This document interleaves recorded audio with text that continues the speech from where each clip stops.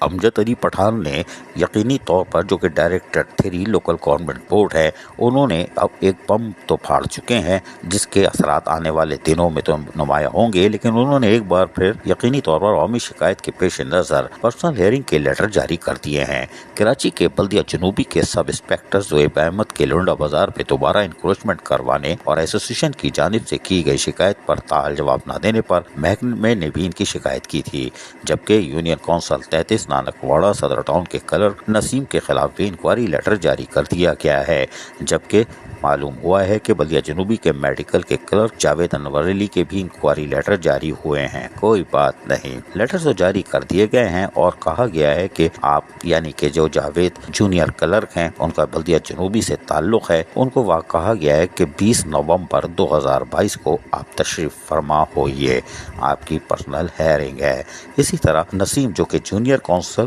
23 کے ہیں نانک واڑہ کے، ان کو 30 نومبر 2022 کو 11 بجے طلب کیا گیا ہے، اور اس کے ساتھ ساتھ زہیب احمد بلدیہ جنوبی سے تعلق، ان کو بھی 11 بجے طلب کیا گیا ہے 1 دسمبر کو کہ آپ تشریف لائیے، آپ کی پرسنل ہیئرنگ ہے۔ ڈائریکٹر 3 کی طرف سے یہ لیٹر تو جاری ہو گئے، اب انکوائری ہوگی۔ حاصل ضرب کیا ہوگا یہ آپ کو بھی پتا ہے اور ہمیں بھی پتا ہے، کیونکہ ہم آپ کو ایک بڑی فلم بھی دکھائیں گے۔ عزیز عارف، KBS بلدیاتی نیوز کراچی۔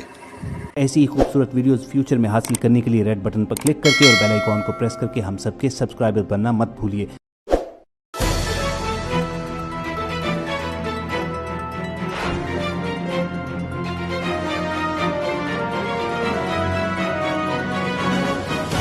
KBS